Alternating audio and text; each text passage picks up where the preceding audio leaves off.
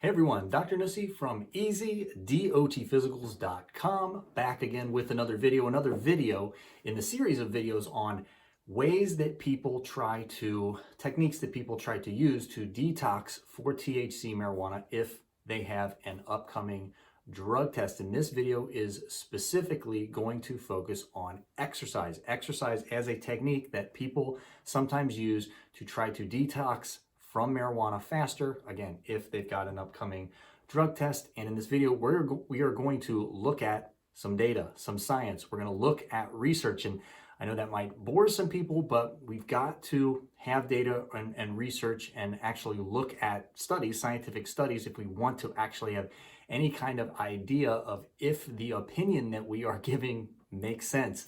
And I'm doing this video because if you just Google, should I exercise before a drug test, or should I do cardio before a drug test, or any of these type of things, you will get all kinds of different answers and opinions on, well, you should just sweat it out right before, you can sweat out the metabolites right before the drug test, or you should not exercise right before the drug test. So at the end, after going through all of the research, I will give you my opinion, but it will be an informed opinion based on the 3 research articles that I quote. So skip to the end if you just want to hear my opinion, but I'm going to back it up with the science. All right, and as always, I will start by saying if you do have an upcoming drug test and you are concerned about potentially testing positive for THC marijuana, number 1, home test yourselves. I will leave links in the description box below to my preferred home drug test you can get directly from Amazon. And number 2 is we have a free course that kind of combines all of the techniques that I talk about here and gives you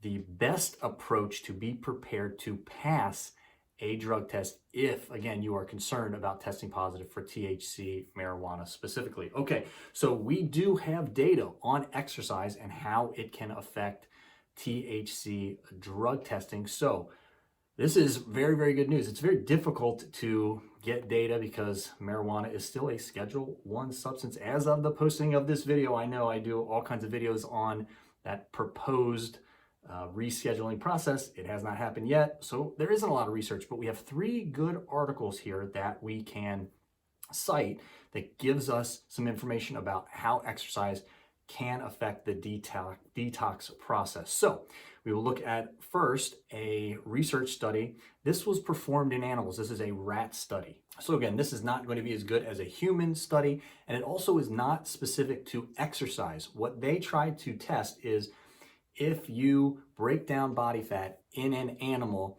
that has been exposed to THC for an extended period of time, does that breakdown in body fat lead to that THC being released in blood and then potentially, number 1, reintoxication, meaning that you get high again, and number 2, can you test for it specifically in a urine sample or even in a blood sample? So this is reintoxication, the release of fat stored delta-9 THC into blood is enhanced by food deprivation or ACTH exposure. Again, this is not exercise specific. It's specific to does breaking down body fat and that stored THC that's in body fat. And again, I won't go through all of that process of how THC can be stored in body fat and then re-released later. That's the reason why you can test positive for THC for such an extended period of time. I've done probably 10 videos on this channel focusing on that subject to some degree. But anyway, they're testing, does breaking down body fat lead to an increase in THC even after exposure to THC, even after the animal had stopped being exposed to THC? Does that breakdown in body fat lead to an increase in THC in its system? And do they get high again, potentially? And can they test positive again? All right, now I will just show you the conclusions here. So the conclusions and the implications. So the present study shows that the lipolysis enhances the release of THC. So breakdown of body fat enhances the release of THC. So breaking down body fat does cause more THC to be released into the bloodstream. Release of THC from fat stores back into the blood. This suggests the likelihood of reintoxication, whereby food deprivation or stress may raise blood THC levels in, again, animals chronically exposed to the drug. All right, so this study suggests that, again, not exercise, but just breaking down body fat, and that's One of the major things you're trying to do with exercise, if you're focusing more specifically on cardiovascular exercise, you're trying to metabolize body fat. So that breakdown in body fat, again, at least in animals, in rats, can cause an increase in the THC being released into your blood. All right, so how about we take it a step further and we actually look at a study that used human subjects. So this is exercise increases plasma THC concentrations in regular cannabis users. They're kind of giving away the results, right away with just the title of the study. So again, this was done in human participants, in humans, and they tested whether the plasma THC, whether THC was re-released or raised in the bloodstream immediately following exercise, and they found that it did. So I will again just read the results and the conclusions here, and there's some important results and conclusions here. So exercise induced a small but statistically significant increase in plasma THC levels, and here's important, underlined.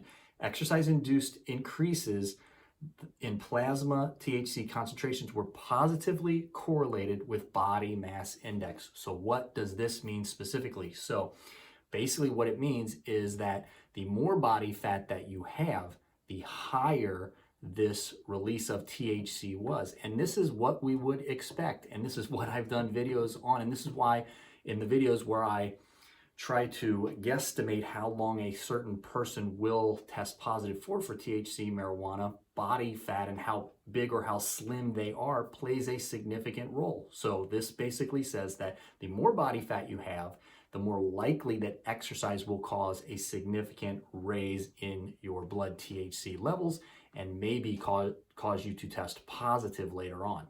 And let's put a bullet in this point because I will bring this topic up a little bit later with the third study. Down to the conclusions, overall these results suggest that exercise may elevate blood THC levels by releasing dormant THC from fat stores. So if you exercise, break down body fat, it may raise your blood THC levels, and that causes your body to break down this THC, producing metabolites and releasing them into the urine.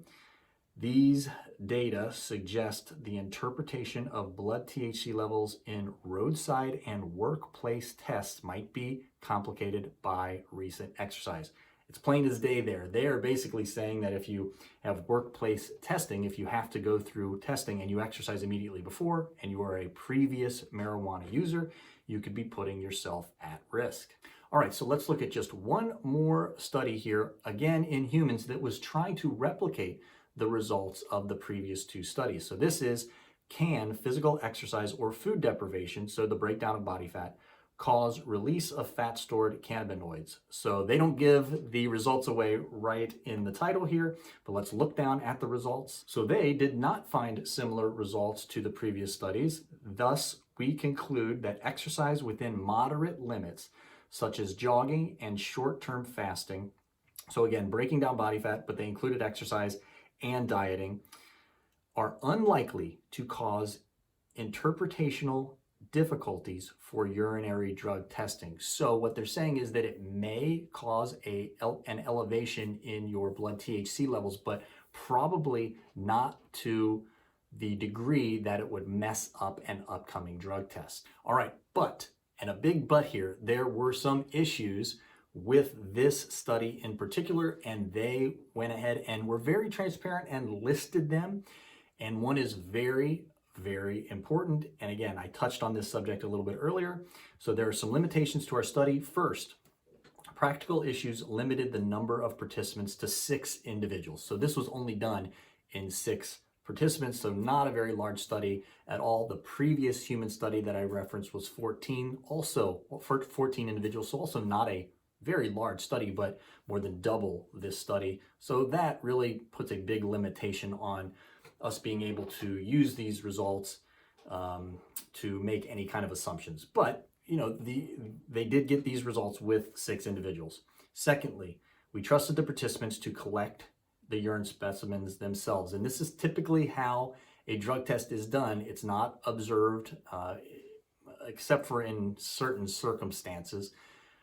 The federal government does not require observed testing, and they're saying that because they allowed the participants to collect their own samples, they potentially could have manipulated the samples. But they did say that the participants would have had nothing to benefit from the manipulation. So when somebody's being drug tested for their job or something like that, there is motivation to potentially manipulate the sample because they need to pass the test to keep their lives, livelihoods, jobs, things like that. And they're saying that these participants didn't have any motivation, and I'm okay with that. So I'm okay with kind of striking out this as an issue. But the small sample size, that is an issue. The major issue, the most important issue, they saved the best for last here. Thirdly, all participants were in the lower range of BMI and hence did not have much excess body fat. This one particular issue here, and I'm glad they pointed it out because in my opinion, it completely invalidates this particular study.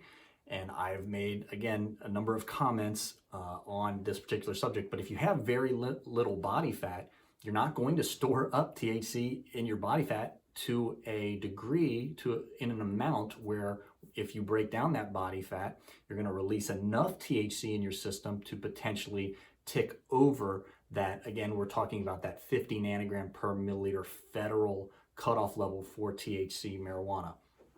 And again, we referenced this in the earlier study that the more body fat the participants had, the more THC was released into their bloodstream after exercise or after the breakdown of body fat. So in a way, these two studies are basically agreeing with each other. The more body fat you have, the more likely you are to, if you exercise right before a drug test, break down that body fat and then release enough THC into the bloodstream to tip over that 50 nanogram per milliliter cutoff on an official drug test. All right, so finally, what is my opinion on this based on my experience and the research? Exercise as a method of detox from THC marijuana. So first things we have to do is we have to differentiate between people that regularly exercise and people that are trying to exercise right before a drug test just to use as a method to detox and then pass that drug test.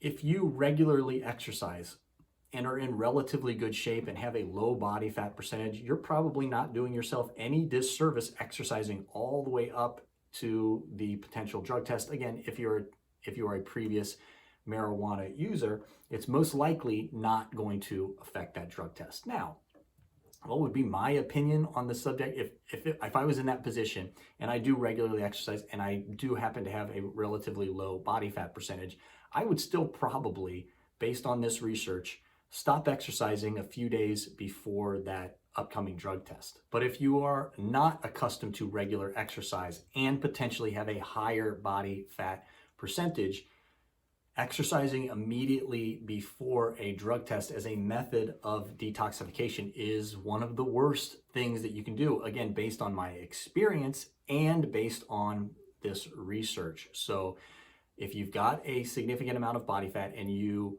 are a regular user of THC marijuana, even if you've stopped using, that THC again can be stored in the body fat, and the more body fat you have, basically the higher storage capacity you have for THC marijuana.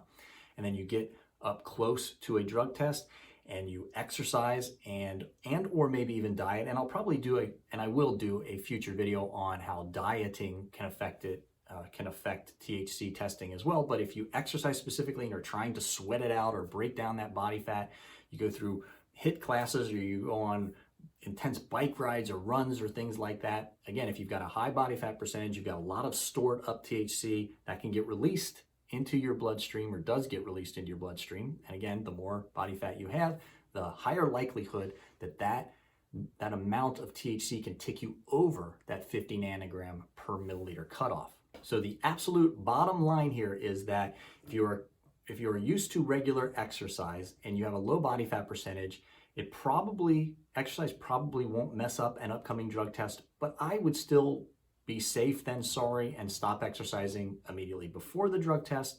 But if you have a higher body fat percentage and are not accustomed to, especially intense cardiovascular exercise, please do not start exercising as a method of detoxification. It will most likely do exactly the opposite of what you are trying to accomplish. So I will be back with more videos on different techniques that people use to try to detox from THC marijuana before a drug test. Until then, please, if you are concerned, check out the links in the description box below. And until next time, everybody, stay safe.